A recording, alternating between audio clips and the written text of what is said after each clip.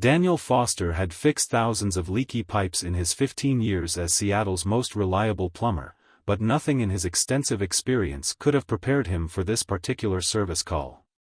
The address led him to the outskirts of the city, where modern glass and steel mansions dotted the hillside overlooking the Sound. The house at the end of the winding driveway seemed to absorb the morning light rather than reflect it, its surfaces an impossible shade of deep blue that shifted like oil on water. He double-checked the work order on his tablet. The client's name was listed as Ms. Arta Vega, with a note requesting urgent assistance with non-standard liquid circulation systems.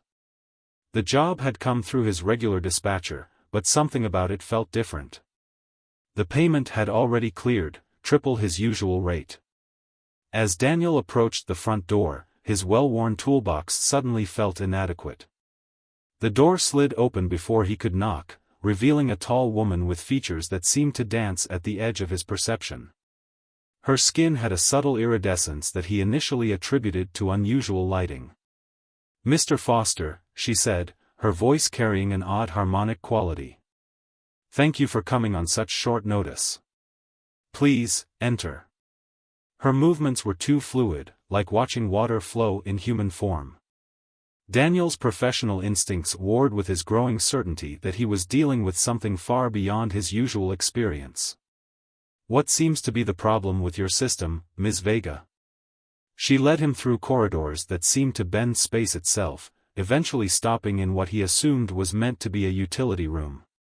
The walls pulsed with bioluminescent patterns, and what should have been standard pipes were instead crystalline conduits carrying something that definitely wasn't water. "Our thermal regulation system is experiencing inefficiencies," Ms. Vega explained, gesturing to the network of crystal tubes. "We've attempted standard repairs, but Earth's unique gravitational field requires local expertise." Daniel's mind raced to process what he was seeing. The technology before him wasn't just advanced, it was alien. And Ms. Vega wasn't wearing a clever disguise, she was genuinely not human. Yet here she was, calmly discussing home repairs as if this were any other service call. "I should probably mention," he said carefully, setting down his toolbox, "that my certification might not cover extraterrestrial plumbing systems." A sound like wind chimes filled the room. She was laughing. "Your reputation for discretion preceded you, Mr. Foster. And your understanding of fluid dynamics is precisely what we need. Our presence here is, shall we say, not yet officially acknowledged by your governments." As Daniel examined the crystalline network more closely, his professional curiosity overcame his initial shock. The system was beautiful in its complexity, operating on principles that seemed to defy physics as he understood it. Yet the basic problems of flow, pressure, and circulation remained the same. These connecting nodes, he pointed to where several tubes intersected, they're meant to regulate flow rate, right? But they're out of sync with Earth's magnetic field. That's causing your efficiency problem. Ms. Vega's eyes widened, their color shifting like aurora borealis. "Impressive. Most humans would still be processing our existence, yet you've already diagnosed the issue." Daniel shrugged, pulling out his specialized pressure gauge. "A clog is a clog, whether it's in a copper pipe or a crystal tube. Though I might need to modify some of my tools to work with your system." Over the next few hours, Daniel found himself adapting his earthly plumbing knowledge to an entirely new paradigm of technology. Ms. Vega watched with increasing interest as he jerry-rigged his tools to interface with their systems, asking intelligent questions about human engineering principles. As he made the final adjustments, the crystal tubes began to pulse with a more rhythmic flow, their light taking on a healthier hue. "That should do it," he said, wiping his brow. "I realigned the flow regulators to account for Earth's magnetic field. You shouldn't have any more efficiency problems." "Remarkable," Ms. Vega said, her form seeming to shimmer with approval. "Your species continues to surprise us. We had not expected to find such adaptability in Earth's maintenance workers." Daniel packed up his tools, trying to maintain his professional demeanor despite the extraordinary circumstances. Just doing my job, ma'am. Though I admit this is a first for me. Mr. Foster, she said as he prepared to leave, our community here is small but growing. We find ourselves frequently in need of someone who understands Earth's infrastructure and can adapt to our technology. Would you be interested in becoming our regular maintenance consultant? Daniel looked around at the pulsing walls, the impossible architecture, and the advanced technology that defied his understanding yet somehow made perfect sense to his plumber's instincts. He thought about his ordinary life, fixing ordinary pipes in ordinary homes. Then he thought about the possibilities this opportunity presented. I'll need to update my insurance policy, he said with a smile. But yes, I'm interested. As he drove home that evening, watching the sunset paint the sky in colors that now reminded him of Ms. Vega's eyes, Daniel realized his life had changed forever. He was no longer just a plumber, he was now possibly humanity's first xenotechnological engineer. And somewhere in the back of his mind, he wondered how many other alien communities might be out there, hidden in plain sight, their advanced systems quietly maintaining their secret presence among us. Little did he know, this was just the beginning of a much larger adventure that would challenge everything he thought he knew about his profession, his world, and his place in the universe. 2 weeks after his first encounter with Ms. Vega, Daniel Foster found himself with a growing clientele of extraterrestrial residents. Each home presented unique challenges that tested both his engineering skills and his ability to adapt to alien social customs. Today's client, however, was proving particularly challenging. Please understand, honored maintenance artificer, said Mr. Tull, a being whose crystalline form shifted between various geometric shapes as he spoke. In our culture, the flow of liquids holds deep spiritual significance. Each pulse must align with the sacred harmonies. Daniel stood before a massive wall of interconnected tubes that resembled a pipe organ crossed with a lava lamp. The spiritual system was actually an advanced temperature regulation network, but he'd learned quickly that technical explanations weren't always welcome. I understand completely, sir, he replied, choosing his words carefully. Would it be acceptable if I performed a harmony alignment ritual? He held up his modified pressure gauge, now decorated with symbols that made it look more ceremonial. Mr. Tull's crystalline form sparkled with approval. Yes. You do grasp our ways. Please proceed with the sacred maintenance. As Daniel worked, he reflected on how quickly his life had changed. His regular human clients had been relegated to mornings only, while his afternoons and evenings were filled with increasingly exotic repair jobs for Seattle's hidden alien population. He'd converted his garage into a workshop where he modified standard plumbing tools to work with advanced alien technology. His phone buzzed, a text from Ms. Vega, community gathering tonight. Your presence is requested. Urgent matter to discuss. Daniel finished the ritual of fixing Mr. Tull's temperature regulation system, carefully maintaining the appearance of ceremonial significance while actually performing precise technical adjustments. The crystalline being hummed with satisfaction as the tubes began pulsing in perfect rhythm. Later that evening, Daniel arrived at what appeared to be an abandoned warehouse near the port.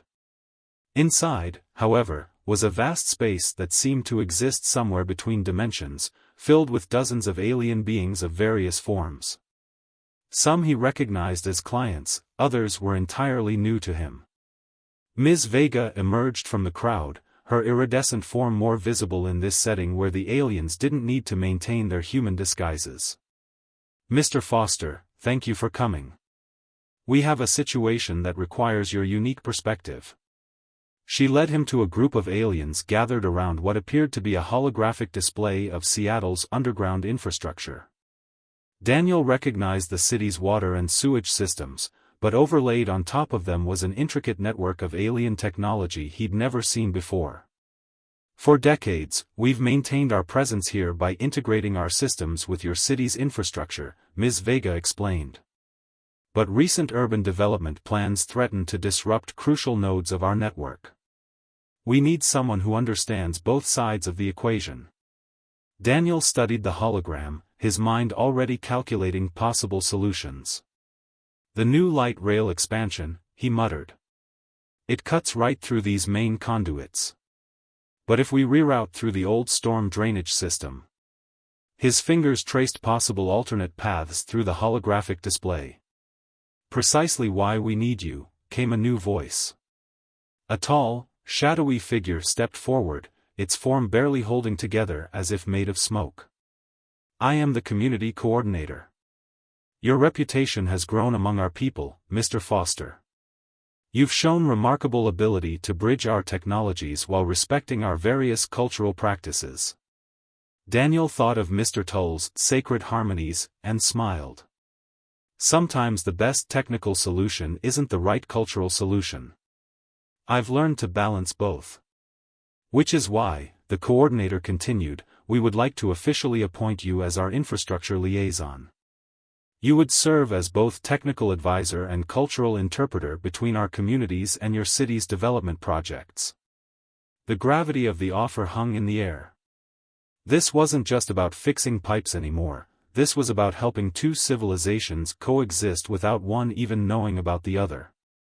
There are others like us in cities across your world, Ms. Vega added. If successful, your model could be implemented globally. Daniel looked around the room at the diverse gathering of alien beings, each with their own customs and technological needs, all trying to find their place on Earth. He thought about how his simple plumbing business had led him to this moment, where he could help shape the future of human-alien relations from the ground up, quite literally. I'll need to hire some help for my regular business, he said finally. And I'll need full access to your technical documentation to better understand your systems. The coordinator's smoky form swirled with satisfaction. Agreed. Though be warned, some of our technical manuals are considered religious texts by certain species. Daniel laughed. I'll be sure to read them with appropriate reverence. But as the gathering continued and plans were discussed, he couldn't shake the feeling that there was more to this situation than they were telling him. The urgency in Ms. Vega's text, the careful way the coordinator spoke about other cities, something bigger was happening, and he had just signed up to be in the middle of it. As he drove home that night, his mind racing with plans and possibilities, he noticed a slight shimmer in his rearview mirror. Either his perception was starting to be affected by all his time around alien technology, or someone, something, was following him. The plot, as they say, was thickening. Daniel's suspicions about being followed were confirmed 3 days later when he was elbow-deep in an alien heating system that ran on what appeared to be liquid starlight. A shadow fell across his work, and he turned to find a human, a genuinely human, figure standing in the doorway of his client's home. Mr. Foster, the woman said, her crisp business suit and stern expression markedly out of place in the bioluminescent hallway. I'm Agent Margaret Walsh. We need to talk.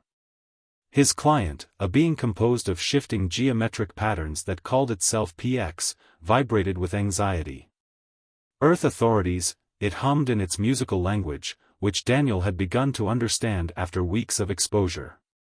It's okay, Daniel assured PX, though he wasn't entirely sure it was.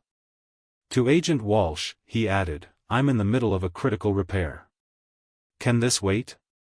Actually, Walsh replied, pulling out a tablet that displayed schematics Daniel recognized from the alien community meeting, this is exactly what we need to discuss. As Daniel completed his work on PX's system, his mind raced. Had he stumbled into some government conspiracy? Was his new role as infrastructure liaison about to land him in a black site somewhere? Once finished, he followed Walsh to a nondescript black car parked outside. To his surprise, she drove them to a small coffee shop rather than a secure facility. Caramel macchiato, right? She asked, returning to their table with 2 drinks. We've been watching you for a while. Look, Daniel started, whatever you think is happening. We know exactly what's happening, Mr. Foster, Walsh interrupted. We've known about the alien communities for decades. What we didn't know was how they were maintaining their infrastructure so successfully. Then you came along. She pulled out more documents, photographs of him entering various alien residences, modified schematics of his tool designs, even transcripts of his conversations with Ms. Vega. "Am I in trouble?" he asked, though her relaxed demeanor suggested otherwise. Walsh smiled for the first time. "Quite the opposite. We want to hire you. Officially, you'll be a consultant for the Department of Urban Development. Unofficially, you'll continue exactly what you're doing, but now with government resources and protection." "The aliens don't know you know about them," Daniel realized. "It's a delicate situation," Walsh confirmed. "Several major world governments are aware of these communities, but we maintain a policy of non-interference. They're refugees, Mr. Foster. Their own worlds are dying, or worse. Earth is a sanctuary, but only if they maintain their secrecy." Daniel thought about the various beings he'd met, their careful integration of technologies, their respect for Earth systems. "The infrastructure project, it's not just about the light rail, is it?" "No," Walsh admitted. "Our satellites have detected massive energy signatures approaching Earth. We believe more refugees are coming, a lot more. The existing communities are preparing for their arrival, trying to expand their hidden infrastructure. But if they're not careful, the human world will notice," Daniel finished. "That's why they needed someone who understands both sides." "Exactly. And that's why we need you too. You've earned their trust, and you understand the technical challenges better than anyone. We need you to help them expand successfully while maintaining their cover." Daniel sat back, processing the implications. "What about the coordinator? Those shadow beings, they seem to be in charge." Walsh's expression darkened slightly. "The Umbrans. Yes, they coordinate the refugee communities, but we're not entirely sure of their motives. Our analysts think they're running from something too, something that might be following these new refugees to Earth." The weight of this revelation settled over Daniel. He wasn't just helping a hidden community anymore, he was potentially helping prepare Earth for an invisible invasion, or perhaps an invisible war. "What do you need me to do?" he asked finally. "Keep doing exactly what you're doing," Walsh replied. "But now you'll report to me as well. We'll provide you with advanced scanning equipment disguised as plumbing tools, and access to classified geological surveys. The aliens trust you because you're just a plumber trying to help. We need to maintain that perception." As they left the coffee shop, Daniel's mind was spinning with questions. "One more thing," Walsh added, handing him a small business card with just a phone number.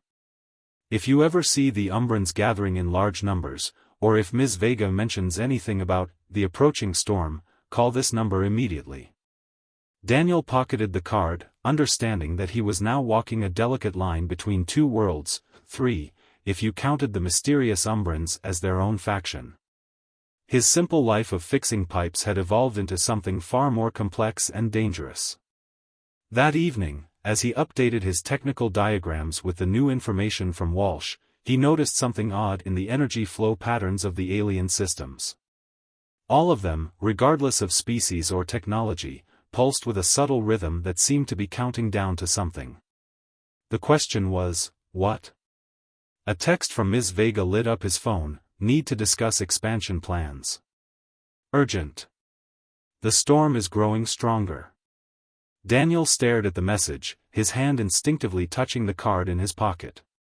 Whatever was coming, he was now at the center of it all, a simple plumber turned secret agent, trying to prevent an interstellar crisis one pipe at a time. The next 3 days brought a flurry of activity that tested Daniel's ability to juggle his increasingly complicated responsibilities. By day, he maintained his cover as a regular plumber while secretly installing government monitoring devices disguised as pipe fittings. His evenings were spent in alien residences, expanding their hidden infrastructure while trying to decode the mysterious pulsing rhythm he discovered in their systems. It was during a routine maintenance check at Mr. Tull's residence that he noticed something disturbing. The crystalline being's usually brilliant form had dulled, and the sacred harmony pipes were vibrating at a frequency that made Daniel's teeth ache. The approaching ones, Mr. Tull hummed anxiously, his geometric patterns shifting erratically. They bring the darkness with them. The Umbrans promised protection, but their promises ring hollow. Before Daniel could probe further, his phone buzzed with an urgent message from Ms. Vega, emergency community gathering. Now. The warehouse space was more crowded than he'd ever seen it, filled with aliens of all forms. The air crackled with tension and fear. The coordinator's smoky form seemed less substantial than usual, flickering like a candle in the wind. The vanguard will arrive within days, the coordinator announced, its voice carrying unusual harmonics of distress.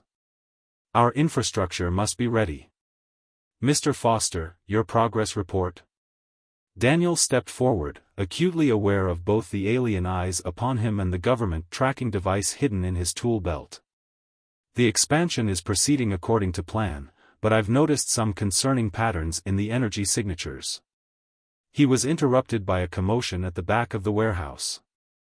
A new alien form burst through the crowd, a being that seemed to be made of pure light, its radiance dimmed by what looked like battle damage. The Umbrans deceived us all, the wounded light being declared. They're not protectors, they're shepherds, gathering refugee species for harvest. The warehouse erupted in chaos. The coordinator's form billowed outward, becoming more threatening, but Ms. Vega stepped between it and the light being. Is this true? She demanded. Are you leading them here? Daniel's hand moved to his pocket, where Agent Walsh's card lay heavy with responsibility. But before he could reach it, his modified scanner began beeping urgently.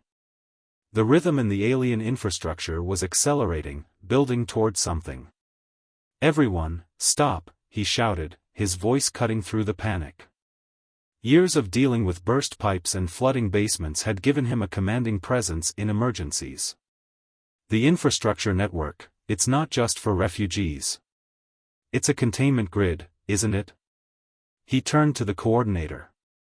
You're not preparing for an arrival. You're preparing for an invasion. The coordinator's smoky form condensed into something more solid, more menacing. Clever human. Yes, we shepherd species to viable worlds, weakening them with false promises of sanctuary. The approaching fleet is not refugees, but our harvest force.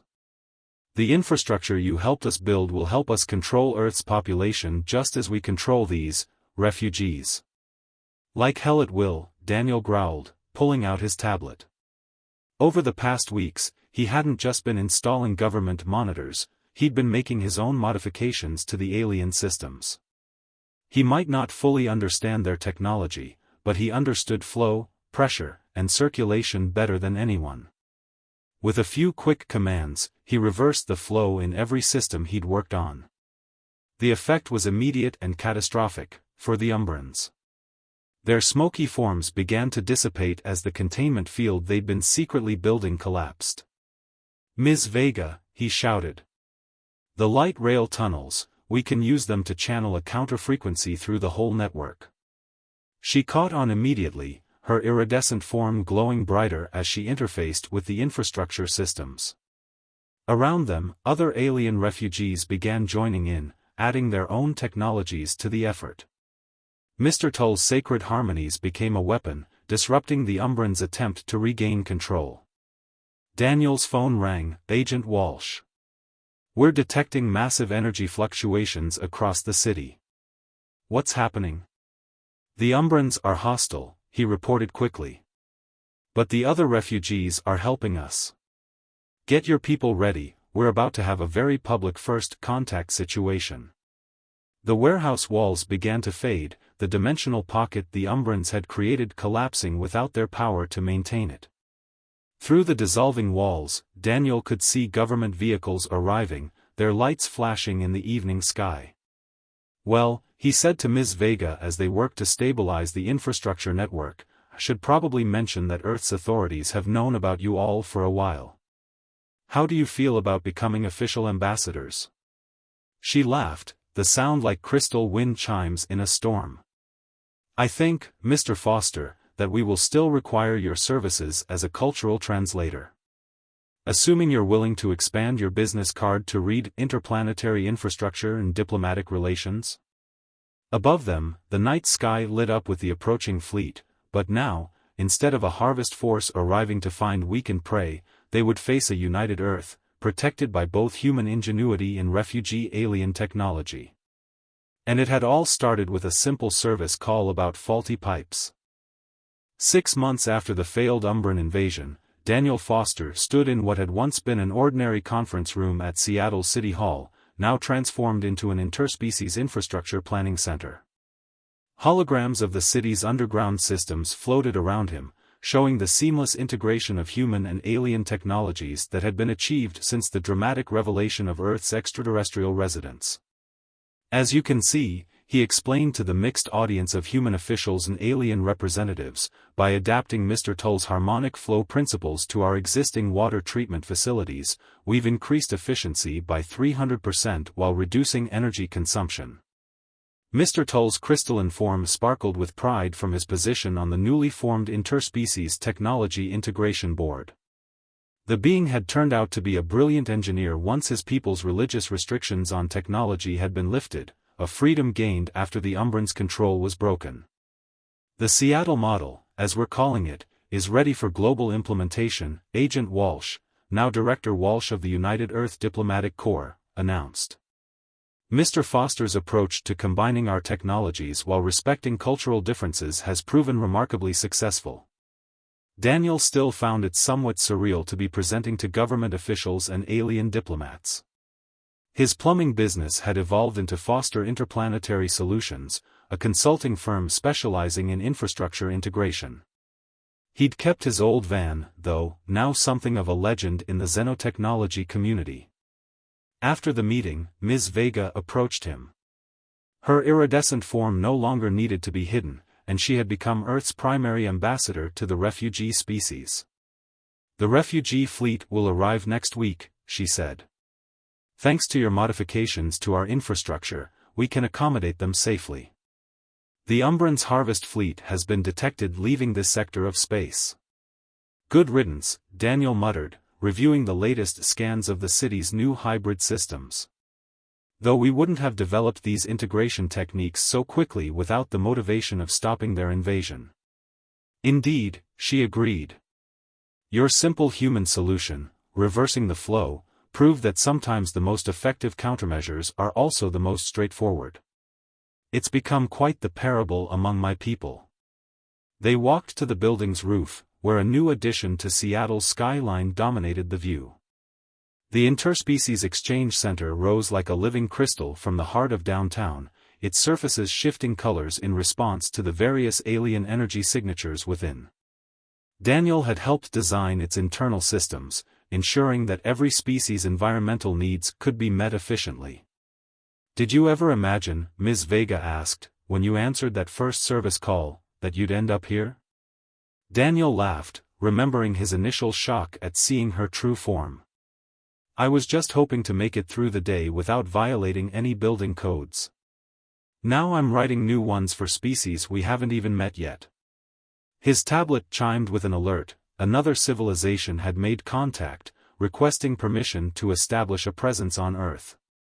They'd been drawn by news of how humans had helped the refugees resist the Umbrans, proving themselves worthy allies. "Speaking of building codes," he said, scanning the new species' environmental requirements, "we're going to need to develop whole new protocols for plasma-based life forms. Their idea of plumbing is interesting." "I'm sure you'll figure it out," Ms. Vega said confidently. "You always do." As they discussed the technical challenges ahead, Daniel reflected on how much had changed. The world had transformed from a place where aliens lived in hiding to one where humans and extraterrestrials worked openly together, sharing technologies and cultures. His role had evolved from fixing leaky pipes to helping build the infrastructure of a new interplanetary society. His phone buzzed, a regular plumbing emergency in the human sector of the city. Despite his elevated position, Daniel still took these calls occasionally. They kept him grounded, reminded him of where he'd started. Duty calls, he said to Ms. Vega. A burst water main in Capitol Hill. Some things never change. That's why we trust you, Daniel, she replied. You understand that whether it's a simple leaky faucet or an interstellar refugee crisis, the principles remain the same: identify the problem, find the solution, and keep the systems flowing. As he drove to the job in his trusty van, now equipped with tools for both human and alien plumbing emergencies, Daniel smiled at the truth of her words. In the end, it all came down to understanding flow and pressure, whether you were dealing with water, plasma, liquid starlight, or the movement of civilizations across the galaxy. The next refugee fleet would arrive soon, bringing new challenges and opportunities.